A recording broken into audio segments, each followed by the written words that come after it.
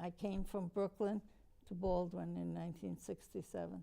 And the reason I know it's 50 years is because I moved to Baldwin in January, and my oldest son was born in February, and he'll be 50 next week. So I knew, that's how I know it's 50 years.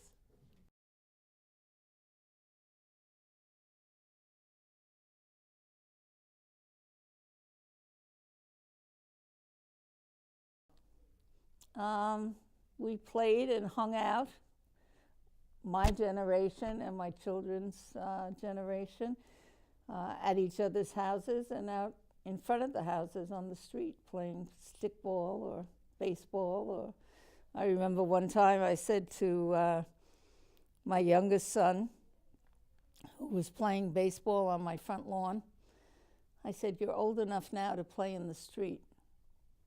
And he said, "But I can't slide into home base in the street." So my front lawn had home base. So the kids all played outside. More so then than they do now. They seem more housebound or organized play groups or sports activities. And when you go through the neighborhoods, you don't see kids playing outside as much as they used to. But I think that's society-wide. You know, that's not a Baldwin thing. But my kids grew up playing out in the street.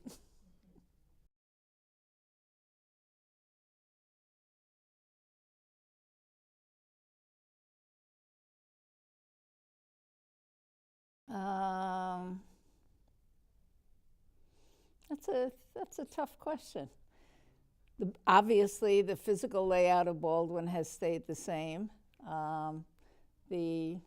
Probably the ethnic makeup has changed, as has most of society. And but I find that the quality of the people residing in Baldwin really has not changed. They're as friendly and helpful as they've ever been. Thank you. Okay.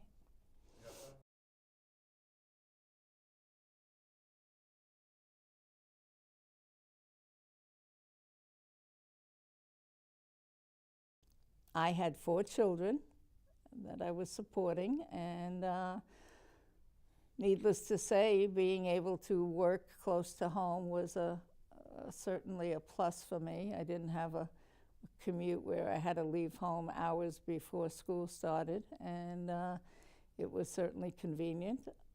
I believe that the first position I held, teaching special ed in Baldwin on the secondary level, was probably offered to me because the administrators knew me from my work in PTA and in the community, and I didn't have a lot of teaching experience before I started teaching here, and they gave me a chance, and it was a wonderful opportunity.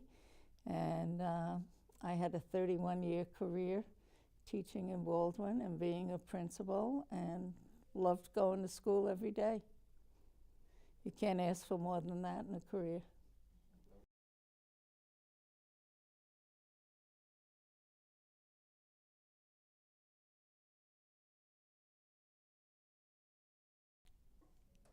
I had actually, before I started teaching in the Baldwin district, I had done my student teaching at Meadow.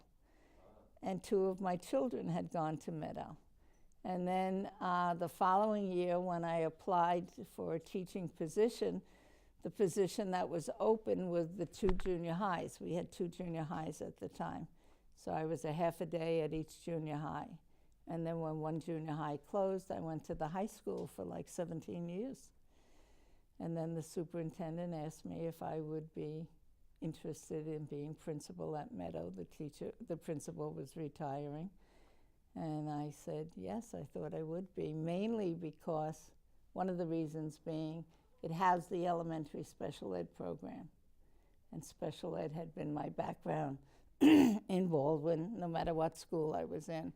So I enjoyed housing the entire elementary special ed program at Meadow. And it felt like I was now going back home because that was where I started. So that was an exciting time for me.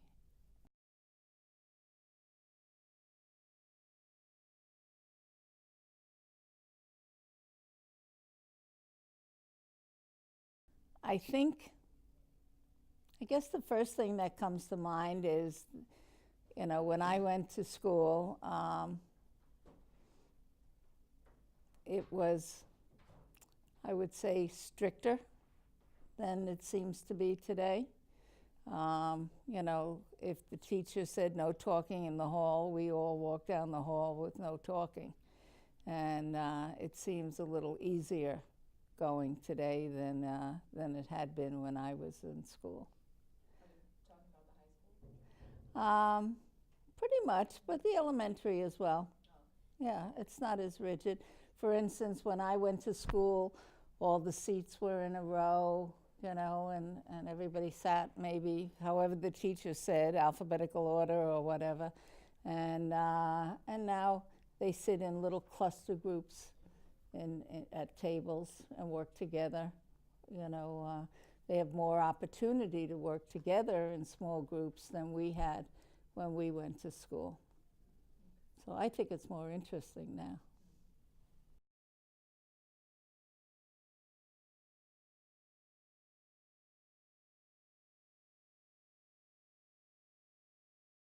Well, I wasn't around when it first started, which I believe was in the 1930s.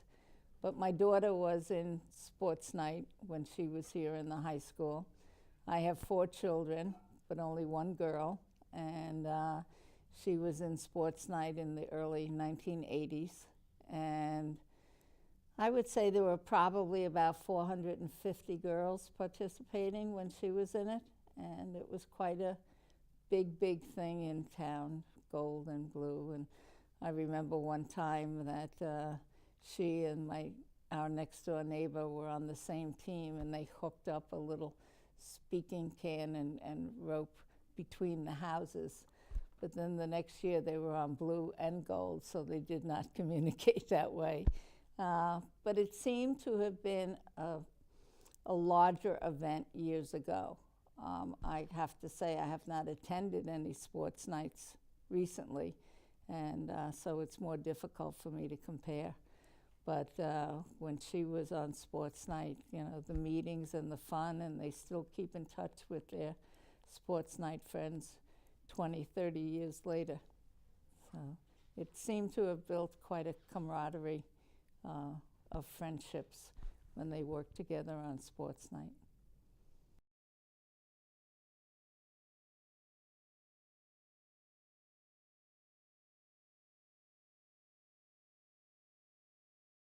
Well, living in Baldwin and paying taxes in Baldwin and having taught in the schools, I'm certainly very concerned about the quality of education that we offer our students. We want to offer the best, but we also have to keep in mind the cost of education. For instance, beautiful TV studios aren't free. So the reason I went to Albany and with the advocacy groups to try to get more funding for the school districts on Long Island was because we feel it's important to have quality education and not solely at the expense of the taxpayers.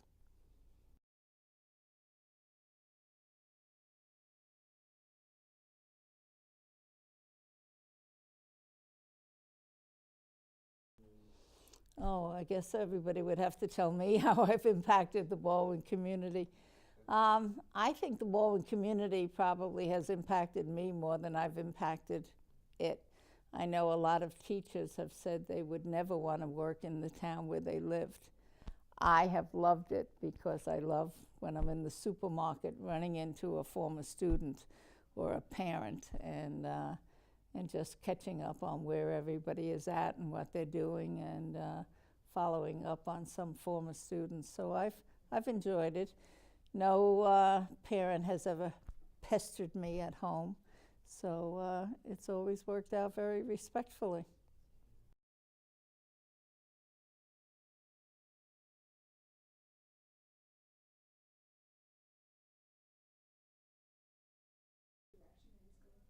Well, I do, and I've worked with the Baldwin Civic Association on trying to modernized Grand Avenue with better quality stores and some what we call mixed use, where there would be some apartment rentals near the railroad station so that people could commute into the city easily, and that we fill up some of the stores that were empty after the economic crisis.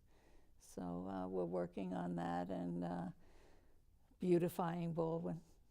That's been a theme for at least 25 years.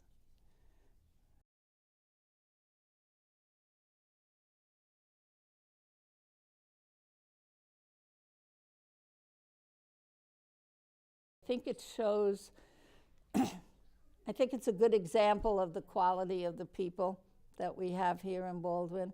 When Sandy struck, the hardest hit areas were naturally down by the water, and some of us lost power for 2 weeks, but we didn't have our homes flooded and we didn't lose everything that we owned, as many people in the harbor did.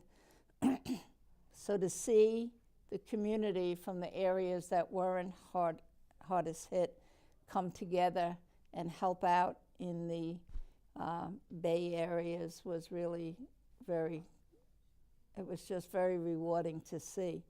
We had a helicopter landing on Meadows parking lot, and we would unload the supplies that the Army brought in by helicopter, put them in our cars, and go to district office. And we set up a supply center, and we were giving cleaning supplies, water, food, clothes, blankets, that kind of material.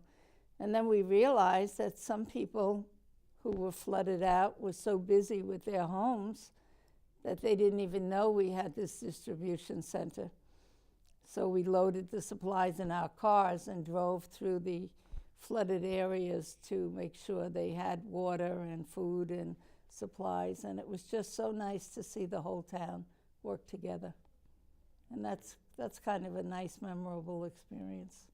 That's great. That's how Long Beach was. So Yeah. Everybody pitched in. Yeah. And put other people up or let them let them come in for showers and things like that. So it was a good experience.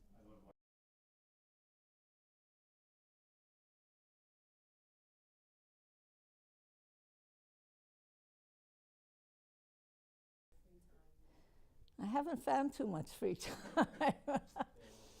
When I retired, I thought, oh my gosh, how am I I was spending probably 14 hours a day at Meadow School and on my homework at night and on the weekends. And I said, how am I ever going to fill that time? Well, the first thing I did was I gave up getting up at 5:20 in the morning, and I would sleep all the way to maybe 6:30 or 7 without an alarm clock. So that was the first feeling of retirement. My passion really is traveling, so I've been able to fortunately travel a lot around the world: China, Italy, Costa Rica, Panama Canal, all sorts of wonderful experiences. And I then had more time for volunteer groups. I joined Splash when we go out in the harbor and clean up garbage out of the bay. And the first time I went out on Splash, my son had called and said, what'd you do today? Because I had just retired. And I said, I went out in the bay and cleaned up garbage. He said, that's retirement? I said, no, the retirement part is when I came home, I could take a nap if I wanted. But I belong to Splash. I belong to the American Association of University Women, and the Baldwin Democratic Club I've been involved with for a long time. I can't even think of some of the other organizations I belong to, but it gives me more time to do some volunteer work.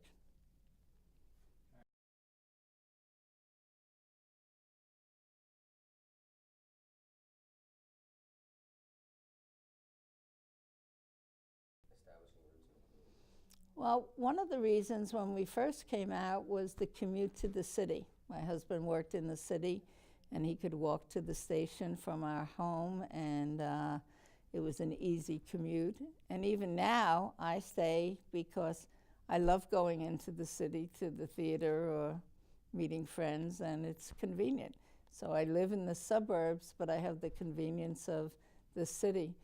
One of the things I've done since I retired was I have a bucket list of all the things in the city that I never got a chance to go visit when I was working or raising 4 children. So whether it's the New York Historical Society or one of the museums, usually when I went into the city, it was to go to a restaurant or the theater. So now I'm getting to have the time to go visit other sites and walk the High Line and things like that.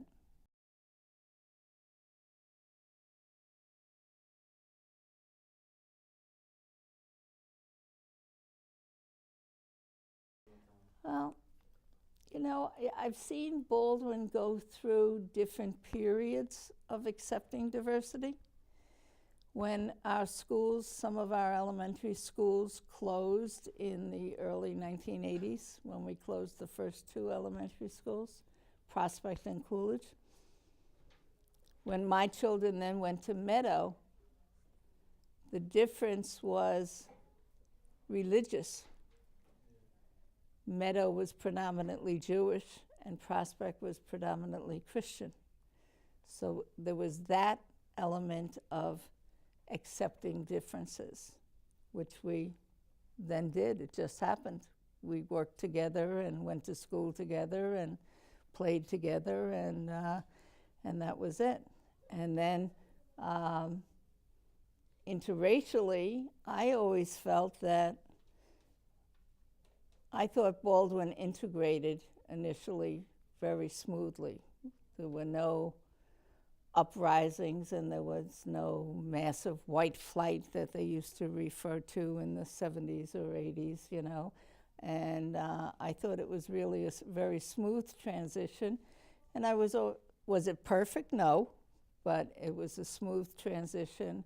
And I always thought that was something Baldwin should be very proud of, that we integrated all nationalities, I thought, very well.